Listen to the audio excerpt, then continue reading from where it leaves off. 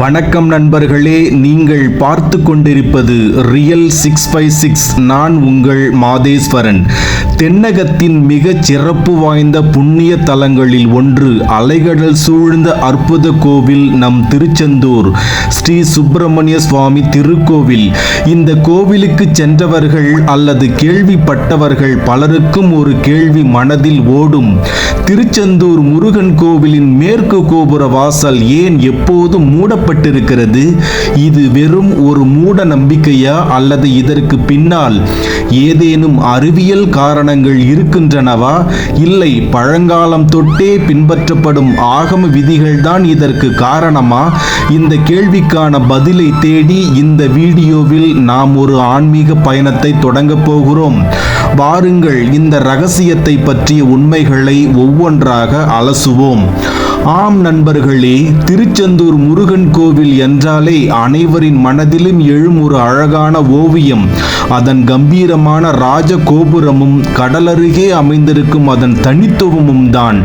ஆனால் இந்த ராஜ கோபுரத்திற்கு அருகில் இருக்கும் மேற்கு புறமாக அமைந்திருக்கும் ஒரு வாசல் பெரும்பாலும் திறக்கப்படுவதில்லை என்பதை நீங்கள் கவனித்திருப்பீர்கள்.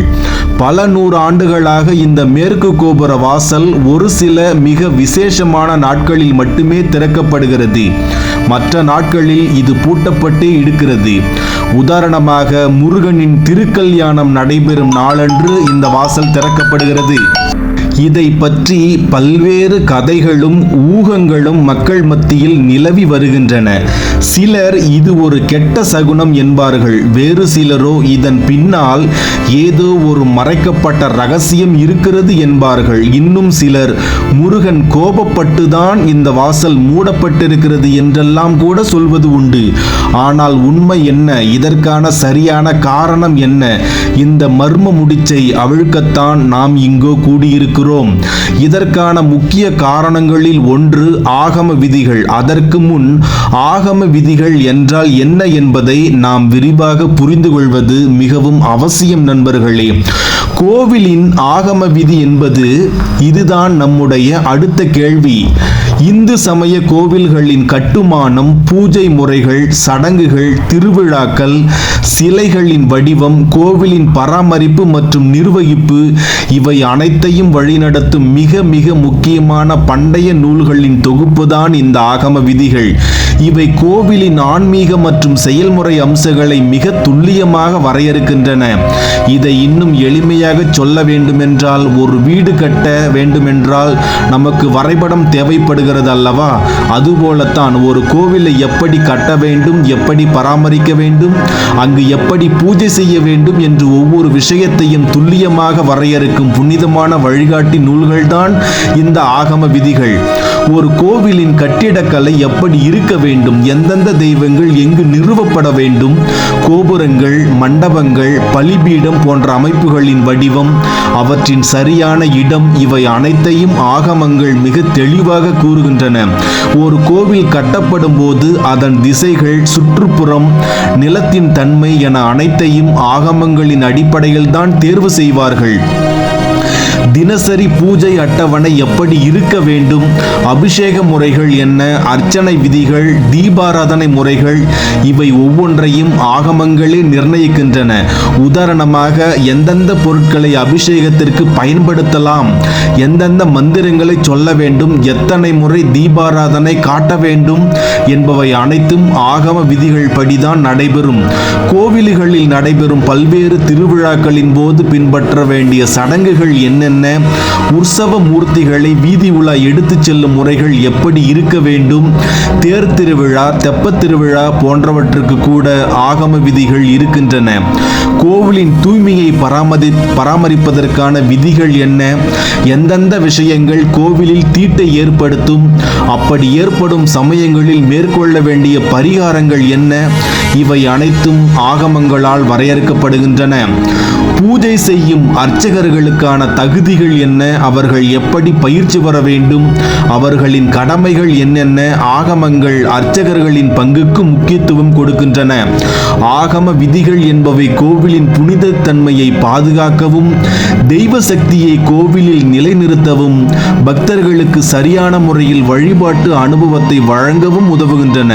இது வெறும் சம்பிரதாயம் மட்டுமல்ல, இதன் பின்னணியில் பல விஞ்ஞான மற்றும் உளவியல் ரீதியான காரணங்களும் இங்கே இருக்கின்றன என்பது உண்மை. இப்போது நம்முடைய மையமான கேள்விக்கு வருவோம். திருச்செந்தூர் முருகன் கோவிலின் மேற்கு கோபுர வாசல் ஏன் எப்போதும் மூடப்பட்டிருக்கிறது? நான் முன்பு குறிப்பிட்டது போல இது ஒரு சில குறிப்பிட்ட நாட்களில் மட்டுமே திறக்கப்படும். இதற்கு கீழ்க்கண்ட காரணங்கள் சொல்லப்படுகின்றன. அதாவது ஆகம விதிகள், வரலாற்று பின்னணி மற்றும் புவியியல் காரணிகளின் கலவையாகும். இதுதான் மிக முக்கியமான காரணம். பெரும்பாலான கோவில்களில் ஆகம விதிகளின்படி குறிப்பிட்ட திசைகளில் உள்ள கோபுர வாசல்கள் குறிப்பிட்ட திருவிழாக்கள் அல்லது விசேஷ நாட்களில் மட்டுமே திறக்கப்படும். திருச்செந்தூர் கோவிலை பொறுத்தவரை கிழக்கு திசை வாசல், அதாவது கடலை நோக்கி இருக்கும் வாசல் வழியாகத்தான் பெரும்பாலான பக்தர்கள் உள்ளே நுழைந்து செல்கிறார்கள். முக்கியமாக இங்குள்ள மூலவர் கடலை பார்த்த திசையில்தான் அருள் புரிகிறார். ஆகமங்கள் விதிப்படி கோவிலின் முக்கிய வாசல் வழியாகத்தான் பக்தர்கள் உள்ளே வர வேண்டும், தெய்வ தரிசனம் செய்ய வேண்டும் என்ற ஒரு விதி உண்டு. மற்ற வாசல்கள் குறிப்பிட்ட சடங்குகளுக்காகவோ அல்லது மிகவும் விசேஷமான நாட்களில் மட்டுமே பயன்படுத்தப்படும். இது கோவிலின் புனித தன்மையை பாதுகாக்கவும் குறிப்பிட்ட சடங்குகளை பின்பற்றுவதற்காகவும் மிக முக்கியமாக கருதப்படுகிறது. இது ஒரு மிக சிறப்பான புவியியல் ரீதியான காரணம், அதாவது கடல் காற்று மற்றும் உப்பின் தாக்கம். திருச்செந்தூர் கோவில் கடலுக்கு மிக மிக அருகில் அமைந்துள்ளது. மேற்கு கோபுர வாசல் நிரந்தரமாக திறந்திருந்தால் என்ன ஆகும் தெரியுமா? கடல் காற்று, அதாவது உப்பு காற்று கோவிலின் உட்புறம் முழுவதையும் நேரடியாக தாக்கும். இந்த கடல் காற்றில் உள்ள உப்பின் தாக்கம் கோவிலின் உட்புற அமைப்புகளுக்கும் அங்குள்ள சிலைகளுக்கும் ஓவியங்களுக்கும் கட்டிடங்களுக்கும் மிக கடுமையான சேதத்தை ஏற்படுத்தும் என்பதில் மாற்று கருத்து இல்லை.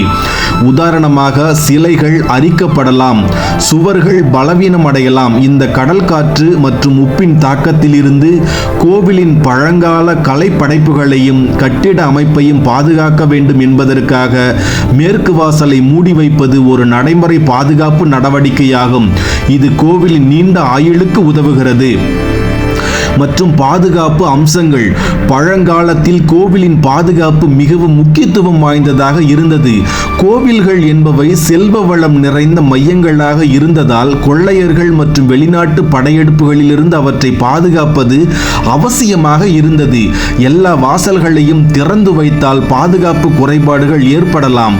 இதனால் குறிப்பிட்ட வாசல்களை மட்டும் திறந்து மற்ற வாசல்களை மூடி வைப்பது பாதுகாப்பு கருதி மேற்கொள்ளப்பட்ட ஒரு நடவடிக்கையாக இருக்கலாம் என்றும் சொல்லப்படுகிறது.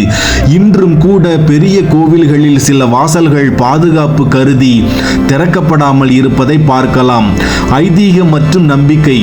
ஆகம விதிகள் மற்றும் பாதுகாப்பு காரணங்களை தாண்டி ஒரு சில கோவில் வாசல்கள் சில குறிப்பிட்ட தெய்வ சக்திகள் வெளிப்படும் இடமாக கருதப்படுகின்றன. அதனால் அந்த வாசல்களை குறிப்பிட்ட நேரங்களில் மட்டுமே திறந்து சக்தியை நிலைநிறுத்தும் ஒரு நம்பிக்கை பல நூற்றாண்டுகளாக இருந்து வருகிறது. திருச்செந்தூர் மேற்கு கோபுர வாசலும் ஒரு குறிப்பிட்ட ஆன்மீக சக்தியுடன் தொடர்புபடுத்தப்பட்டு ஒரு சில விசேஷமான நாட்களில் மட்டும் திறக்கப்படுவதாகவும் ஐதீகம் உண்டு. இந்த காரணங்கள் அனைத்தையும் தொகுத்து பார்க்கும் பொழுது திருச்செந்தூர் முருகன் கோவில் மேற்கு கோபுர வாசல் அடைக்கப்பட்டிருப்பதன் பின்னணியில் வெறும் மூட நம்பிக்கை மட்டுமல்ல, ஆழமான ஆகம விதிமுறைகள், கோவிலை பாதுகாப்பதற்கான புவியியல் காரணங்கள் மற்றும் வரலாற்று பாதுகாப்பு அம்சங்கள் ஆகியவை அடங்கியுள்ளன என்பது தெளிவாக தெரிகிறது. நண்பர்களே, ரியல் 656 சேனலில் இந்த சிறப்பு பயணத்தில் திருச்செந்தூர் முருகன் கோவிலின் மேற்கு கோபுரம் ஏன் மூடப்பட்டிருக்கிறது என்ற கேள்விக்கான விடையை தேடி நாம் பயணித்தோம். ஆகம விதிகள் தொடங்கி கடல் காற்று பாதுகாப்பு, வரலாற்று பாதுகாப்பு அம்சங்கள் மற்றும் ஆன்மீக நம்பிக்கைகள் வர பல பரிணாமங்களில் இந்த கேள்விக்கான விடைகளை ஆராய்ந்தோம். ஒவ்வொரு கோவிலின் பின்னணியிலும் இப்படிப்பட்ட பல சுவாரஸ்யமான கதைகளும் வரலாற்று உண்மைகளும் விஞ்ஞான பின்னணிகளும் ஒளிந்திருக்கின்றன. ஆன்மீகத்தை புரிந்து கொள்வது என்பது வெறும் சடங்குகளை பின்பற்றுவது என்பது மட்டுமல்ல, அதற்கு பின்னால் உள்ள அறிவியலையும் தத்துவத்தையும் வரலாற்று பின்னணியையும் அறிந்து கொள்வதும் தான். திருச்செந்தூர் முருகன் கோவில் மேற்கு கோபுர வாசல் திறக்கப்படாமல் இருப்பதன் பின்னணியில் நம் முன்னோர்களின் தொலைநோக்கு பார்வையும் கோவிலை பாதுகாப்பதற்கான அவர்களின் ஞானமும் ஆகமங்களின் ஆழமான புரிதலும் ஒளிந்திருப்பதை நாம் இந்த பயணத்தின் மூலம் புரிந்து கொண்டோம். இது வெறும் ஒரு வாசல் மட்டுமல்ல, பல நூற்றாண்டுகளின் ஞானத்தையும் நம்பிக்கையும் வரலாற்றையும் உள்ளடக்கிய ஒரு மௌன சாட்சி. இந்த வீடியோ உங்களுக்கு பயனுள்ளதாகவும் சுவாரஸ்யமாகவும் இருந்திருக்கும் என்று நம்புகிறேன். உங்கள் ரியல் 656 சேனலில் இது போன்ற பல சுவாரஸ்யமான தகவல்களுடன் மீண்டும் சந்திப்போம். இந்த வீடியோ பற்றிய கருத்துக்களை மறக்காமல் கமெண்ட் செக்ஷனில் பதிவிடுங்கள். வீடியோ பிடித்திருந்தால் லைக் போட்டு உங்கள் நண்பர்களுடன் பகிருங்கள். மேலும் இது போன்ற ஆன்மீகம், வரலாறு, புதிர்கள் குறித்த தகவல்களை தெரிந்து கொள்ள ரியல் 65 சேனலை சப்ஸ்கிரைப் செய்து அந்த பெல் ஐகானையும் அழுத்தி விடுங்கள். 37 ஆண்டுகளுக்கு பிறகு 2025ஆம் ஆண்டு இந்த மேற்கு கோபுர வாசல் திறக்கப்பட்டது நண்பர்களே. ஆம், 12 ஆண்டுகளுக்கு பிறகு இந்த கோவிலில் மகா கும்பாபிஷேகம் நடைபெற்றது. இதனால் இந்த கோவிலின் வாசல் திறக்கப்பட்டது. ஆகவே பல்லாயிரக்கணக்கான மக்கள் இங்கு குவிழ்ந்து முருகனின் அருளை பெற காலை முதலே காத்திருந்தனர். இந்த அபூர்வ காட்சி இதோ உங்களுக்காக காணுங்கள். இந்த கும்பாபிஷேகத்தை ஒட்டி பாதுகாப்பு பணியில் கிட்டத்தட்ட 60,000 காவல்துறையினர் நியமிக்கப்பட்டனர். பக்தர்கள் வசதிக்காக திருச்செந்தூருக்கு சிறப்பு பேருந்து வசதிகளையும் ஏற்பாடு செய்திருந்தது நம்முடைய தமிழ்நாடு அரசு. பதிவு நிச்சயம் உங்களுக்கு பிடித்திருக்கும். நன்றி கலந்த வணக்கத்துடன் மாதேஸ்வரன்.